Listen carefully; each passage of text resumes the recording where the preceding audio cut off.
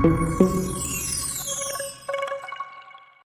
के कारण किसी बिंदु पर चुंबकीय क्षेत्र। अब देखिए कोई एक मोटा वायर है, क्या है किसी मोटे धारावाही चालक के कारण किसी बिंदु पर चुंबकीय क्षेत्र निकालना है। किसी मोटा धारावाही चालक है, मोटा मतलब तार है जो कि क्या है, मोटा है, उसके कारण जो है किसी बिंदु पर क्या निकालना है, चुंबकीय क्षेत्र निकालना है। एक बार कब निकालना है, उस मोटे चालक तार के बाहर निकालना है, एक बार उसके सरफेस पर निकालना है, और एक बार मोटे चालक तार के अंदर निकालना है। जैसे हम लोग बताए थे इलेक्ट्रिक फील्ड निकालने के लिए होलो स्फीयर मतलब खोखले गोले के कारण किसी बिंदु पर, किसी आवेशित खोखले गोले के कारण किसी बिंदु पर विद्युत क्षेत्र निकालने के लिए आप लोग को बताए थे, 3 को कंडीशन बताए थे। उसमें एक था गोले के बाहर, एक गोले के अंदर, और एक क्या था, गोले के सतह पर। एक बार ऐसे करके नहीं बनाए थे रे, यह जो था सॉलिड स्फीयर था। मान लीजिए कि आवेशित सॉलिड स्फीयर था, तो इसके बाहर एक पॉइंट लेते थे, एक सरफेस पर लेते थे, और एक अंदर में लेकर के बनाते थे। लेकिन खोखले गोले के कारण अंदर में कोई चुंबकीय क्षेत्र नहीं बन पाता था। कोई खोखले गोले के कारण विद्युत क्षेत्र अंदर में नहीं बन पाता था, लेकिन इसके सतह पर विद्युत क्षेत्र बनता था और सतह के बाहर बनता था। लेकिन जब हम लोग ठोस गोला के बारे में पढ़ रहे थे तो उसमें अंदर में भी बनता था, क्योंकि उसके अंदर आवेश रहता था। ठोस गोला मतलब अंदर में कुछ भरा रहेगा, खोखला गोला मतलब क्या रहेगा, अंदर खाली रहेगा, सिर्फ बाहर से गोल रहेगा। तो इस कंडीशन में सेम उसी टाइप से हमको ये पढ़ना पड़ेगा। उसमें क्या निकाले थे हम लोग, विद्युत क्षेत्र निकाले थे। अब इसमें क्या निकालना है, क्यों चुंबक क्षेत्र निकालना है, क्योंकि किसी चालक से अगर यदि आवेश का क्या होता है, स्थानांतरण होता है, मतलब कोई आवेश उसमें गति करता है। किसमें, जब किसी चालक में आवेश गति करता है तो वह कौन सा क्षेत्र बनाता है, चुंबकीय क्षेत्र। वह विद्युत क्षेत्र कभी नहीं बनाएगा। विद्युत क्षेत्र कब बनाएगा, जब वह किसमें होगा, रेस्ट में होगा। और विद्युत क्षेत्र और चुंबकीय क्षेत्र सम्मिलित रूप से कब बनाएगा, जब वह अंतरिक्ष में गति करेगा। ठीक है, लेकिन अगर यदि किसी चालक में जाएगा कोई आवेश अगर गति करेगा तो वह सिर्फ क्या बनाएगा, सिर्फ और सिर्फ चुंबकीय क्षेत्र बनाएगा। ये बात हमेशा याद रखना। अब देखिए कोई एक मोटा चालक बनाते हैं। मान लीजिए कि यह कोई एक मोटा चालक है, उतना मोटा, मान लीजिए कि यह कोई एक मोटा चालक है, ठीक है।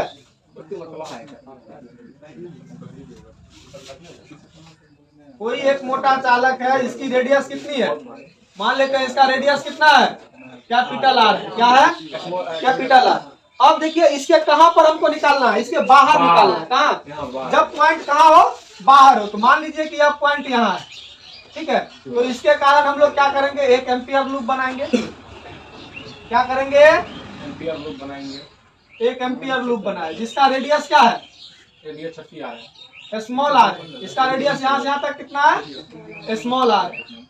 अब देखिए सरफेस के जब बाहर होगा तो small are capital R, small are capital R से बड़ा होगा कि छोटा होगा, छोटा होगा। ये आर छोटा पड़ जाएगा किससे, इस आर से। तो इस कंडीशन में यहाँ पर जो होगा, यहाँ पर हम लोग एरिया वेक्टर मान लेते हैं। एरिया वेक्टर क्या हो गया, एरिया वेक्टर नहीं, एरिया लेंथ, यूनिट लेंथ। और यहीं पर मैग्नेटिक फील्ड, दोनों के बीच का एंगल क्या बनेगा, 0 डिग्री। ठीक है, तो और इससे कौन सी धारा का फ्लो हो रही है, आई धारा फ्लो हो रही है। आई मतलब आवेश ही ना फ्लो हो रहा है। धारा किसको कहते हैं, प्रति एकांक अनुप्रस्थ काट क्षेत्रफल से प्रति इकाई समय में प्रवाहित होने वाली आवेश की कुल मात्रा ही क्या कहलाती है, विद्युत धारा कहलाती है। ये भी बता दिया आप लोगों को। तो यहाँ से आई जा रहा है और इसका चुंबकीय क्षेत्र है डी बी, और क्या है इसका डीएल, क्या है एकांक लेंथ है। लाइन इंटीग्रेशन इसी का करना है, चुंबकीय क्षेत्र और किसका, एकांक लंबाई का क्या करना है।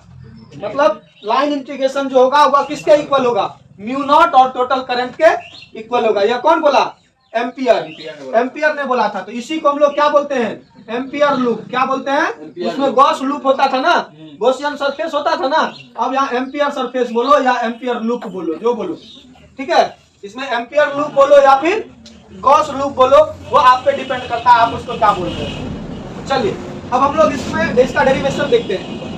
देखिए यदि आई बराबर क्या है, धारा है ना, और कैपिटल आर बराबर क्या है, चालक की त्रिज्या है। चालक की ना त्रिज्या है यह, ये कैपिटल आर क्या है, यह ठीक मोटे चालक की क्या है, त्रिज्या। यहाँ चालक की, मोटे चालक की क्या है, मोटे चालक की त्रिज्या। अब इस कंडीशन नंबर 1 देखे, कंडीशन नंबर 1 देखे कि जब पॉइंट कहाँ लिए हम लोग, कंडक्टर के बाहर लिए, मतलब कंडीशन नंबर ए देखिए क्या बोल रहा है, जब पॉइंट कहाँ लिए, चालक के बाहर, चालक के बाहर हो, तब यहाँ पर क्या होगा, स्मॉल आर जो होगा वह किससे छोटा होगा, स्मॉल आर किससे बड़ा होगा, कैपिटल आर से बड़ा होगा। इस कंडीशन में बड़ा होगा या नहीं होगा, जब ये बड़ा हो जाएगा तो एम्पियर सर्कुलर लॉ से क्या कहलाता है, एम्पियर सर्कुलर लॉ क्या कहलाता है कि मैग्नेटिक फील्ड और डीएल का जो लाइन इंटीग्रेशन होता है वह किसके इक्वल होता है, टोटल करंट का म्यू नॉट गुना होता है, यही ना बोला था। तो उसमें क्या करेंगे अब, एम्पियर के परिपथीय नियम से, किससे, एम्पियर के परिपथीय नियम से क्या बोलता है कि किसका किसका line integration, V into DL का लाइन इंटीग्रेशन जो होगा वह किसके बराबर होगा, mu not into total current के बराबर होगा। कोई दिक्कत, और दोनों के बीच का एंगल कितना डिग्री है, यह जो कि cos थीटा होगा। देखिए डॉट प्रोडक्ट इसका क्या होगा, B D L cos theta होगा ना, ए डॉट बी का क्या होता है, ए बी कॉस थीटा, तो यहाँ भी बी डी एल का क्या हो जाएगा, B D L cos theta. अब यहाँ थीटा कितना है, बी एल भी इधर ही है और डी भी इधर भी है, दोनों के बीच का एंगल क्या हो गया, 0 डिग्री, तो कॉस 0 हो गया यहाँ बराबर mu naught into total current, इससे कितना जाएगा बताइए आप ही, तो इससे टोटल करंट कितना जा रहा है, आई करंट जा रहा है, टोटल करंट कितना जा रहा है। अब देखिए यहाँ पर क्या होगा, यहाँ ये क्या हो जाएगा, बी बाहर निकल जाएगा क्योंकि cos 0 का वैल्यू क्या होता है, 1 गुना बी एल करेंगे तो B L B D L ही होगा, लेकिन डी एल का सिर्फ इंटीग्रेशन हुआ क्योंकि फंक्शन किसका है, एल का, मतलब डी किस में लगा है, एल में, इसीलिए बी क्या हो जाएगा, बाहर हो जाएगा, और यहाँ क्या बचेगा, डी एल बराबर म्यू नॉट आई, यही बचेगा।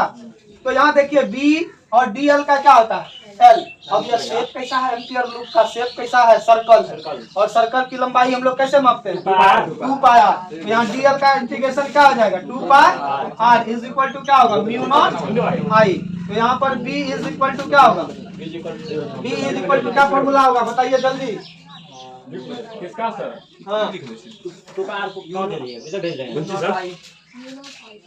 यहाँ क्या होगा, म्यू नॉट आई बटा 2 पाई आर, ये हो गया।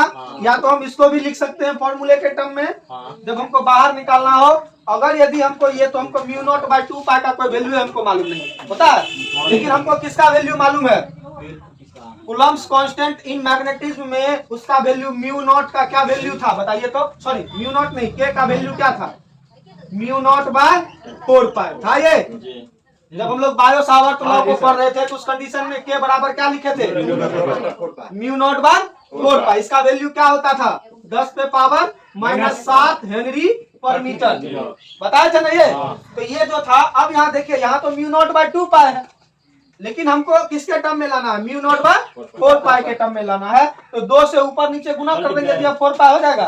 तो यहाँ पर मैग्नेटिक फील्ड इजिली वे में निकल जाएगा, mu naught by 4 pi into 2i upon R, क्योंकि 2 से गुना करेंगे तो 2i हो गया, और ये बटा आर, ये हो गया आपका किधर का मैग्नेटिक फील्ड हो गया, बाहर का मैग्नेटिक फील्ड निकल गया। ठीक है, रोकना, कट नहीं करना, रोकना।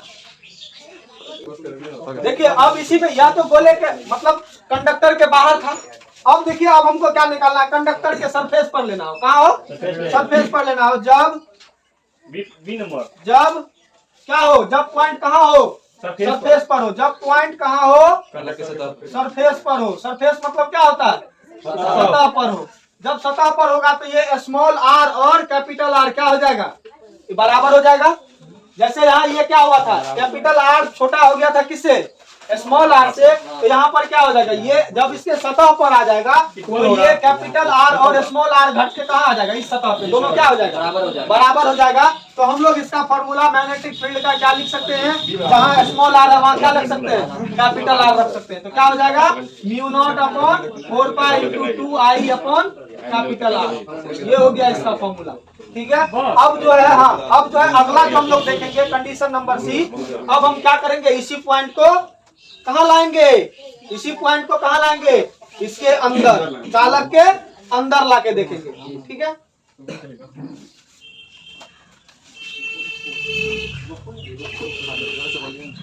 में क्या बोलेगा, पहले कहाँ से कंडीशन लिए, बाहर लिए, फिर उसके सतह पर लेंगे। अब क्या करेंगे, अब अपने कोचिंग के अंदर लेके देखते हैं। ठीक है, चालक अंदर लेंगे, चालक के अंदर ले लेते हैं। मतलब जब पॉइंट कहाँ हो बबुआ, जब पॉइंट कहाँ हो, चालक के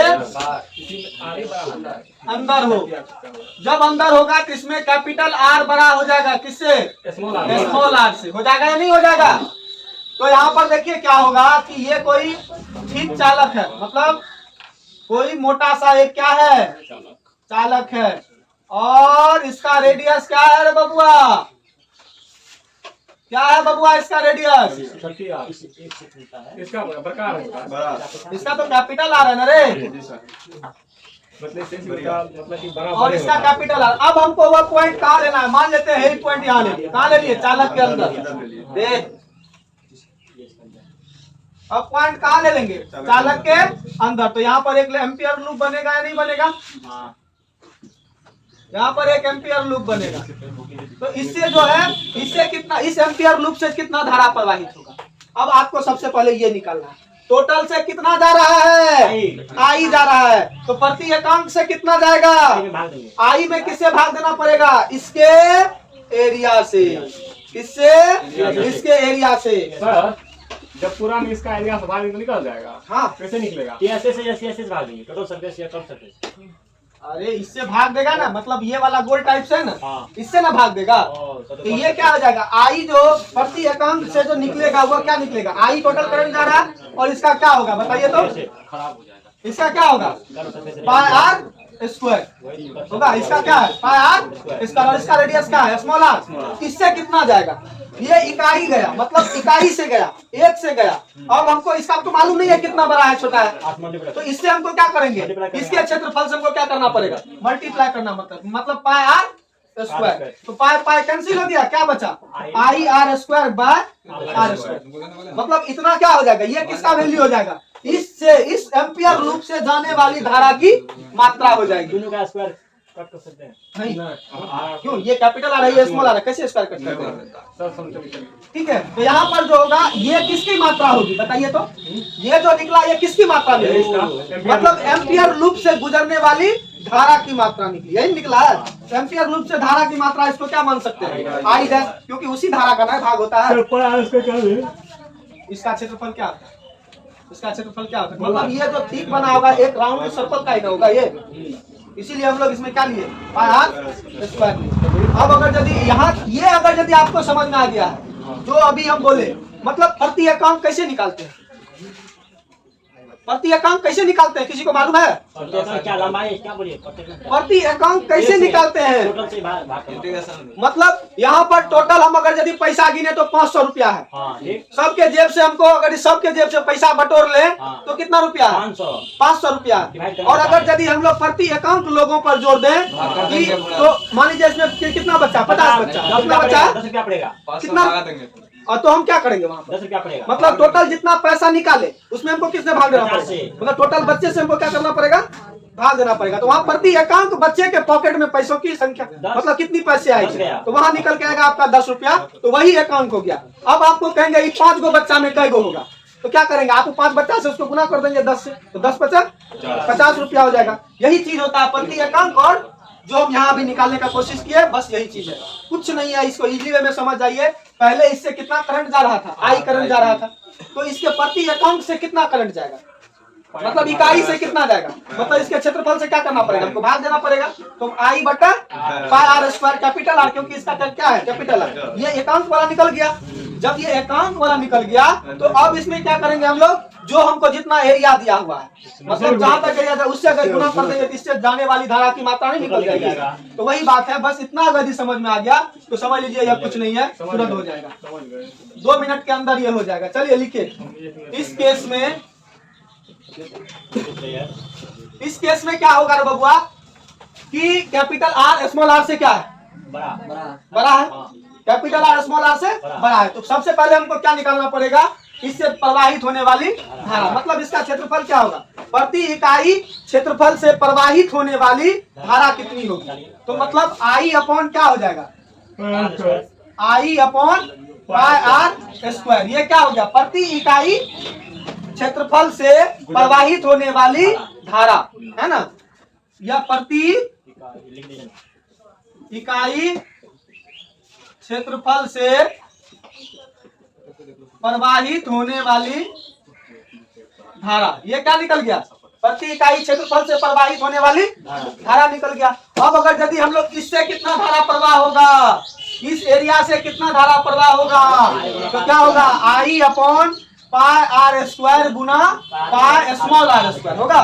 तो ये पाई पाई कैंसिल हो गया, इसको क्या लिखेंगे, I are square upon R square बराबर, इसको क्या मान लेंगे, आई डैश। क्या मान लेंगे, आई डैश। ये किसके लिए होगा बताइए तो, मतलब एम्पियर लूप से प्रवाहित होने वाली धारा की मात्रा है। क्या है, इसको क्या लिखेंगे, एम्पियर लूप से प्रवाहित धारा की क्या है, मात्रा है। अब देखिए, अब किससे, एम्पियर के परिपथीय नियम से, यही ना। अब यहाँ भी तो मैग्नेटिक फील्ड बी होगा, यहाँ भी डीएल होगा ना।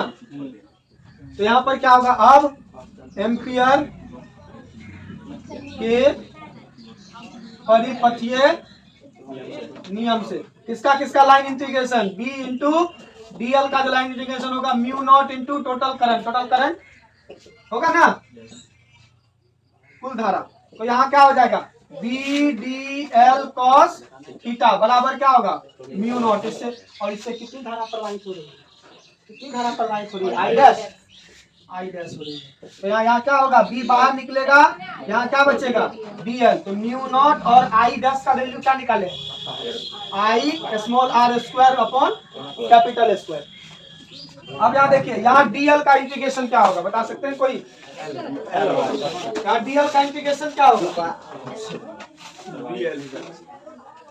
यहाँ डीएल का इंटीग्रेशन एल होगा नहीं, 2 पाया, क्योंकि सर्कल है ना। तो क्या होगा, 2 pi r by is equal to mu not into I are square by capital r square.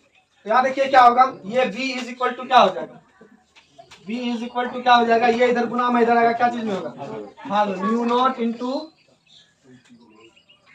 I R square बट्टा क्या हो जाएगा, 2 pi r into capital r square. एक आर कैंसिल हो गया, तो क्या बचा, v is equal to mu not I r, एक बार बचा है ना, बट्टा 2 पाई आर स्क्वायर। अब देखिए यहाँ पर हमको सबसे पहले यहाँ लाना क्या है, 4 पाई।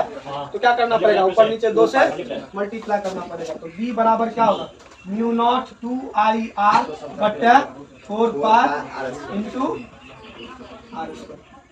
ये हो गया इसके लिए मैग्नेटिक फील्ड का, ठीक है। ये भी हम लोग लिख सकते हैं, या फिर इसको भी हम लोग लिख सकते हैं, दोनों में से कोई भी लिख सकते हैं लोग। अब इसका हमको ग्राफ देखना है, क्या देखना है, ग्राफ देखना है। इसका हम लोग यहाँ ग्राफ देख लें, इसका ग्राफ देख लें। ये देखिए ऊपर में क्या है, मैग्नेटिक फील्ड है, और ये ऊपर नीचे में दूरी है। ये देखिए, ये आर से क्या था, आर से बड़ा था कैपिटल आर, और यहाँ पर आर से आर के बराबर था, और यहाँ पर आर बड़ा था किससे, स्मॉल आर से। तो मतलब जैसे जैसे केंद्र से बढ़ता जाएगा, मतलब इस केंद्र से जैसे जैसे आगे बढ़ता जाएगा त्रिज्या, तो इसमें धारा का मान बढ़ता जाएगा, और धारा का मान ज्यों ज्यों बढ़ेगा तो चुंबकीय क्षेत्र का मान क्या होगा, बढ़ेगा। तो बढ़ेगा तो यह इस टाइप से बढ़ेगा, लेकिन एक समय जब जहाँ इसके सरफेस पर आएगा तो वहाँ पर क्या हो जाएगा, मैक्सिमम हो जाएगा, सबसे अधिक। और उसके बाद सरफेस के बाहर जैसे जैसे जैसे घटते जैसे जाएगा। दूरी बढ़ेगा घटते जाएगा। ये क्या होगा, घटते जाएगा। मतलब समझे ये बात को? तो ये इसका ग्राफ बन गया। ये क्यों हो गया? मतलब R जो था पहले B, फर्स्ट कंडीशन में B क्या था, समानुपाती था किसका, B समानुपाती कब होगा, B समानुपाती R कब होगा, कब होगा बताइए, जब हम लोग R जो था ये R बड़ा ये किस कंडीशन में होगा, ये R से बड़ा होगा कैपिटल R, ठीक है। और B व्युत्क्रमानुपाती 1/R होगा। इसमें फर्स्ट वाला में देखे थे ना, नीचे में स्मॉल r आया था ना, तो ये यहाँ पर क्या हो जाएगा, ये कब होगा, जब स्मॉल r बड़ा होगा। और मैक्सिमम कहाँ देगा, ये इस पोजीशन पर क्या करेगा, वो मैक्सिमम देगा। तो समझ लीजिए ग्राफ भी बहुत ही आसान है, आप ग्राफ से भी समझा सकते हैं उसको अच्छे तरीके से, कोई दिक्कत नहीं। और कल जो है, कल हम लोग पढ़ेंगे motion of charge particle in normal magnetic field, मतलब लंबवत चुंबकीय क्षेत्र में किसकी गति पढ़ेंगे, किसी आवेशित कण की गति को पढ़ेंगे।